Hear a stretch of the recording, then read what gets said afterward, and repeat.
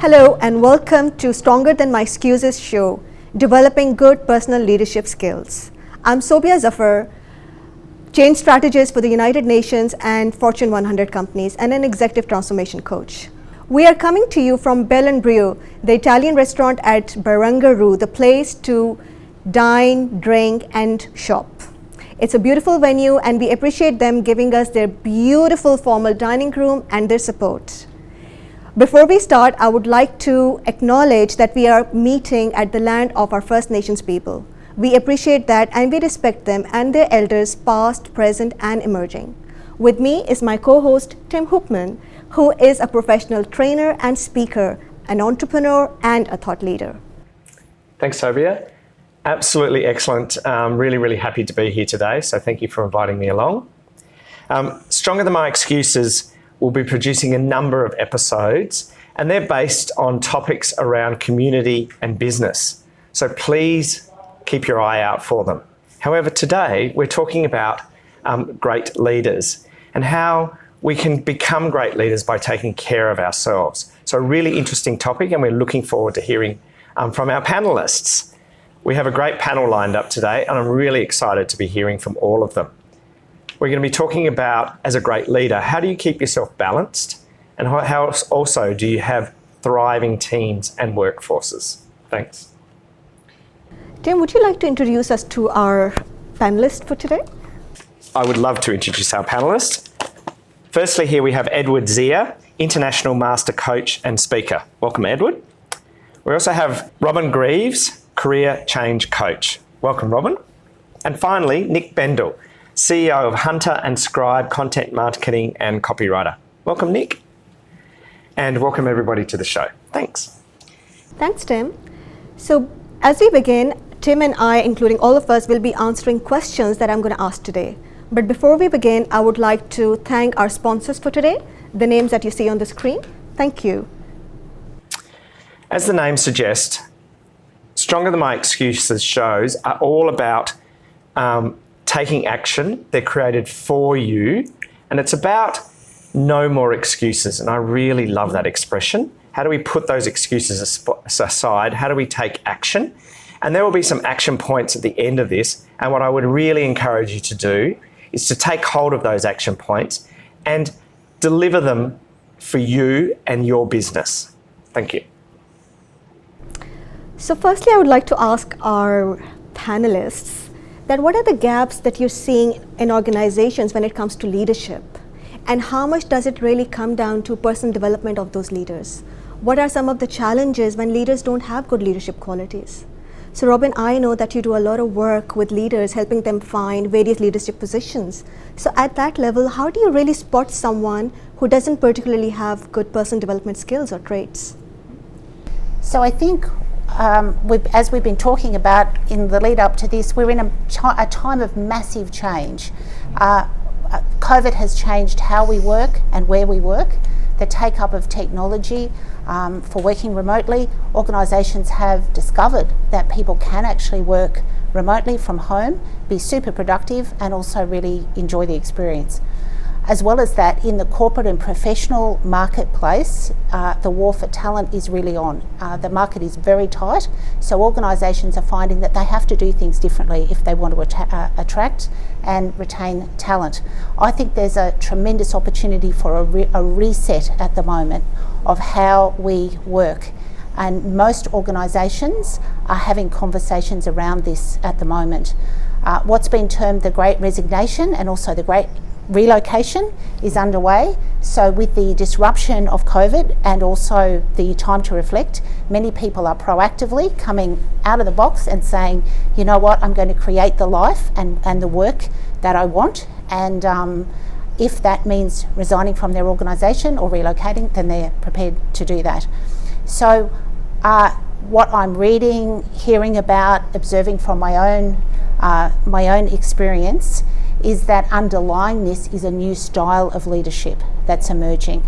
And I think that's where potentially the gaps may be. The style is much more relaxed and casual.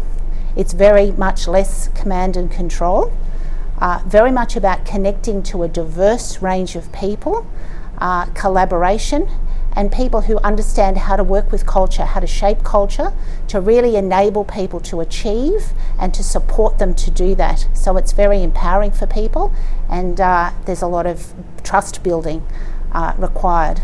I think for organisations that don't engage in this conversation, they will have difficulty attracting and retaining talent. Okay.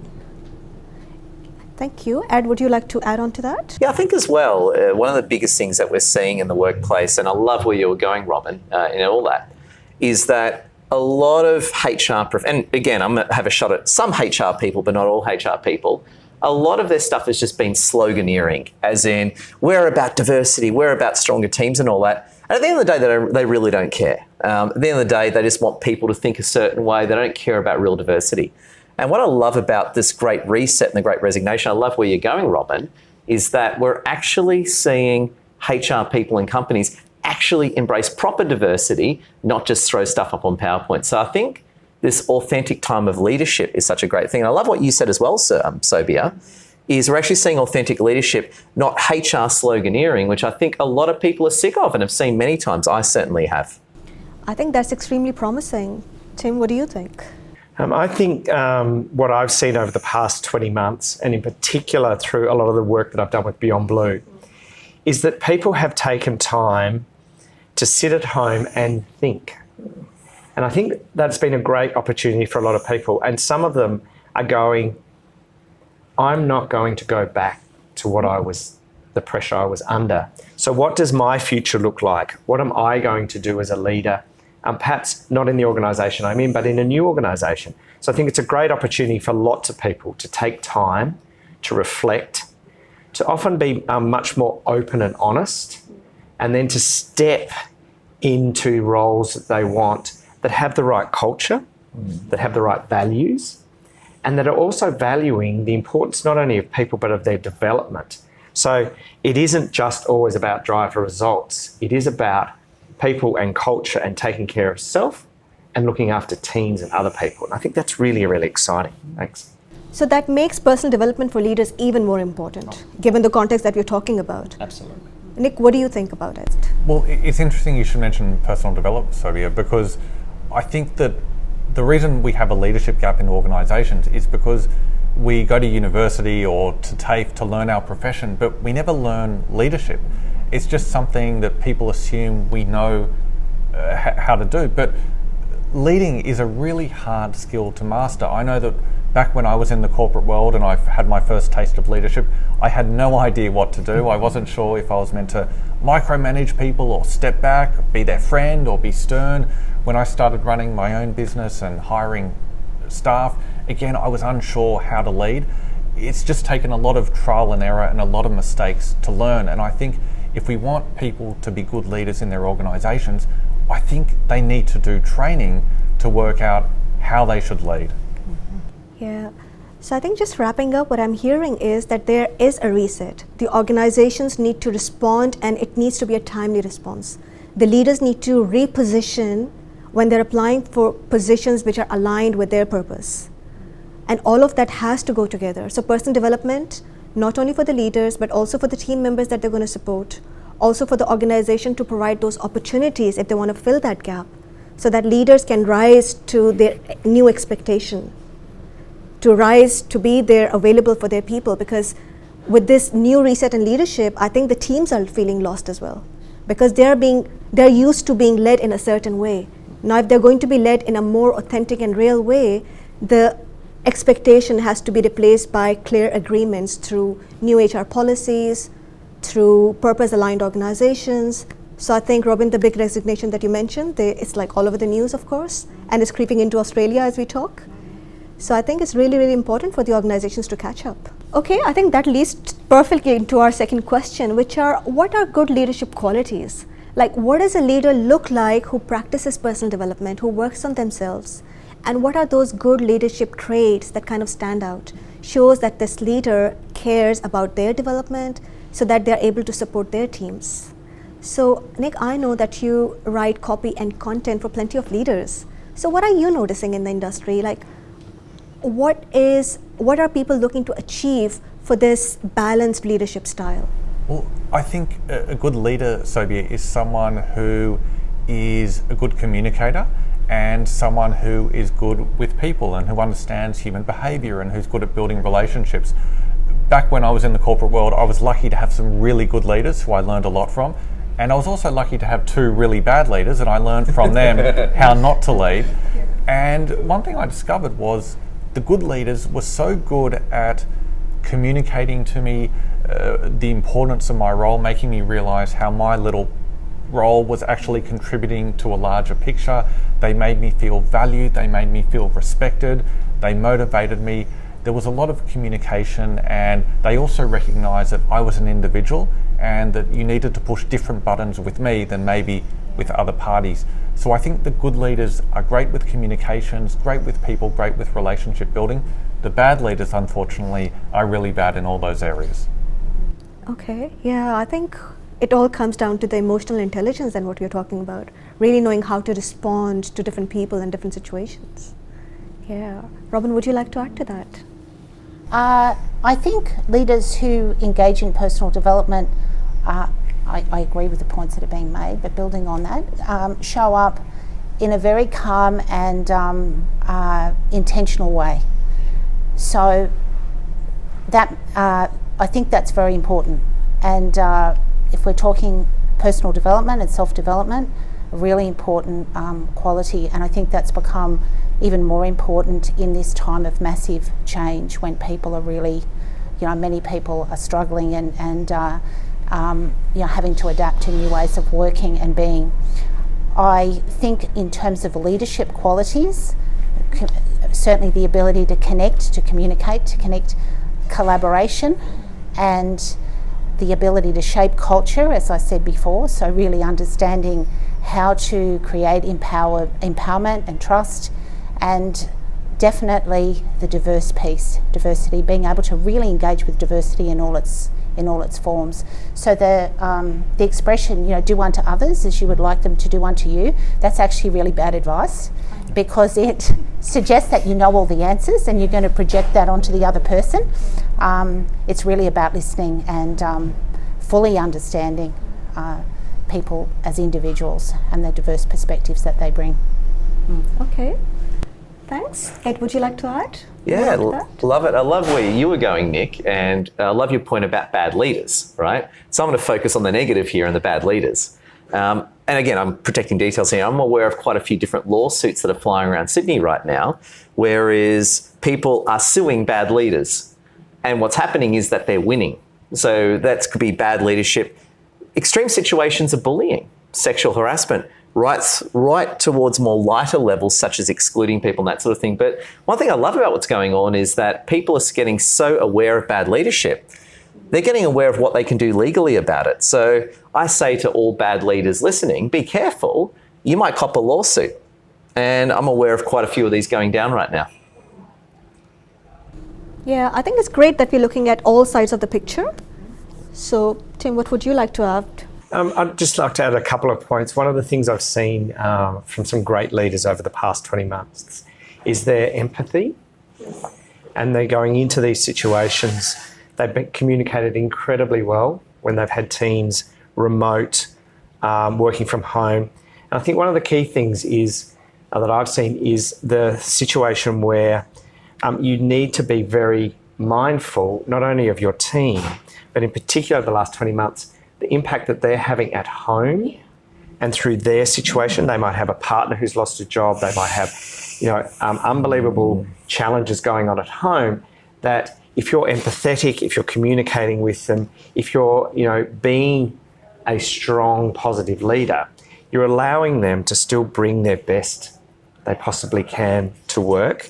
And I think with the changes, and Robin, you've identified it really well, the great change that is with us is a great opportunity, and great leaders will provide the best environment for their teams moving forward. Thanks.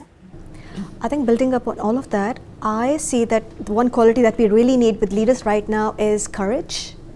Because with all this reset, there is increased pressure to perform, increased pressure to be that person. And they might not be ready yet. They might have caring responsibilities. They might have, they may not have met family for all these years. that's building up. We just don't know. And what I find working closely with especially women leaders is that they find it very hard to ask for help, to say, I can't do it. When you have homeschooling kids, and as a leader, you're on calls on Zoom all day, and these kids coming and telling you, I need help, even if they're high school kids or kindy, doesn't matter. But they have to be facilitating that conversation. Other people can turn off their cameras and go on mute, but they can't. So there's that added pressure that my kids are not behaving in the background. So all of that, I think, courage and self-compassion, really, really important to work on yourself, but also to say that I need help, and also to call out their team members who might not be cooperative. So balancing that good leadership with where to draw boundaries, that this is not what I will accept as well. So, and also, like, with the new reset, the leaders are very, very intentional in aligning their jobs with their inner purpose. So I don't think that there's a compromise on that possible. So, yeah. And that leads into our third question. So just looking at our viewers for today, what do you think that the viewers can take away? What traits can they develop to be good leaders in their environment? And most importantly, while they're developing those traits, how can they look after their own mental and physical well-being while ensuring that they're able to be supportive leaders for their teams? So Tim, I'll start with you. Great, thanks very much. I love that you brought in taking care of your mental and your physical health, because that's really, really important. And again, as a speaker for Beyond Blue, one of the great things that I've learnt over the past 3.5 years is that taking care of yourself is not a selfish act. And that we must first and foremost look after ourselves. So when that comes to our mental health, our physical health, as a leader, as getting training and development, we must take care of ourselves. And in particular, as I've experienced and seen in other people, when we're taking care of our mental health, when we're using things like our lifestyle, our positive thoughts, when we're doing things like exercise, sleep and diet, when we're staying connected through social, so when we're over consuming on media or social, that can have a negative impact. And then finally with work, how are we ensuring we have boundaries around us that not only we live by, but we help our teams with. So if I think about people over the last 22 months, and I think about the ones that are starting to focus on their mental health, that they're not going, I need to take care of somebody else, I need to look after my team first. They're taking care of themselves first. They put themselves in the best possible position to support those around. So if you want to be a good leader, when you're looking after yourself and your needs are met, then you can very comfortably, authentically, with compassion, step in to being a great leader for your teams and then help them with the challenges that they are taking. Thanks. Definitely, as they say, put on your oxygen mask first before you help others. We take it for granted, but it's so true. We do, and it's a really, really good point. If you're sitting in a plane and you have your 2 children next to you, you still look after yourself first, because then you can look after your children. So in life, we take care of ourselves and then we can look after others. Thanks. Ed, how would you add on to that? Oh, I love it. I love where you're going, Tim and Sobia. And I actually want to bounce back to what you said earlier, Sobia, how you talked about drawing boundaries in terms of mental health. I couldn't agree with that one more, in that, you can have a team of, let's say, 10 people. You only need one real toxic person to destroy everyone else's mental health. And I bet you've seen that a lot, Robin, in your time, right? The biggest thing that I've learned is, in terms of allowing the space for self-care, part of it involves dealing with toxic people. And one thing that I think the whole pandemic has revealed is who the toxic people are. The mask has slipped off the toxic people, so to speak. So the way I see it is that to create a positive space, a place that encourages good mental health, part of it actually starts with taking care of the toxic people. And that could be getting them off the team, or if it's a good person with a few toxic behaviours doing that. So I think a lot more conversations about toxic people is being had, which is a great thing. And the more we deal with toxic people and set boundaries, is the better we can pursue the self-care, which I love where you're going, Tim. Yeah. So self-care, setting good boundaries. Robin, how would you belong to that? What actions can our viewers take practically? So building on everything that's been said, which I think is, there's some great points here. I think taking time with yourself every day is very important. Schedule that time as if it's the most important meeting. Put it in your diary. Keep that time for yourself. That could be reflecting, just spending time reflecting, spending time with yourself around what's important to you, values, purpose, whatever that is. For some people, walking, taking time in nature, creative pursuits, journaling, doing something that is with yourself every day, and I have seen that time and time again. That makes such a big difference to do that. That really is transformational for lots and lots of reasons, which I could speak to, but I won't. I also think that if you find when you do that reflection that you are unsure, that that you're not sure what's important to you now, so invest some time in actually understanding yourself, because the more you know yourself, what it is that you actually do need to show up every day in a good place, what your own strengths are, the sort of environment and leadership that is going to work for you. The more that you understand yourself and build that self-knowledge, the better you are actually able to show up and do your work, whatever that is. Yeah. No, definitely, and building those activities as a daily routine. Absolutely. Even if it's 15 minutes a day. Yeah. Okay. Nick, how would you like to add? Well, Sophia, Robin and Ed and Tim have made good points about leaders taking care of their own physical and mental health, which I agree with. I also think it's important for leaders to look after the mental and physical health of their teams. One of the things that I do as a leader is I always tell my staff that their health and their families always come before their work and before their company, and they should always feel free to take time off work and not to feel guilty about it if it means that if there's something in terms of their health or their family that they need to attend to. And there are times that's inconvenient if we've got some sort of big deadline, but I know that by me prioritising their health and their family, I know that ultimately that's going to make them a more loyal member of the team. It's going to make them a more productive member of the team. So I think as leaders we need to treat our colleagues and our staff not as cogs in a machine, but as people, and we need to look after their physical and mental health. Yeah, I think that's a great holistic picture, looking at self-care, boundaries, taking time for yourself and taking care of your people. I think what I would add another dimension to it is very, very important for me, especially in the age of social media, is not to compare. Create your own version of success. Because with the leaders, with changing jobs, changing careers, people realigning their priorities, they think that this is what I should have achieved by this age, by this position, and then we think we're not doing enough. And people had to slow down, had to fall back a little bit. Not fall back is not the right word, but according to what they had planned. Because sometimes life can have other plans. So acknowledging that it's all right. I'm here exactly where I need to be, and I'm fine, and I'm looked after. So I think not comparing and being content with where you are in life, as long as you have a plan to move forward, it's going to be okay. So that's what I see. And while we bring it all together in a summary, I think I would love for us to summarize the actions that we have just discussed in just one word. Like if it was one word that our viewers can walk away with this from this show, what would it be? Ed, we'll start with you. What's one word? Boundaries. Perfect. Robin? Learning. Perfect. Nick? Self-awareness. Yeah, very important. Tim? Consistency. I like that. And I will stick with my C, which is courage. Wonderful words. Yeah. Wonderful.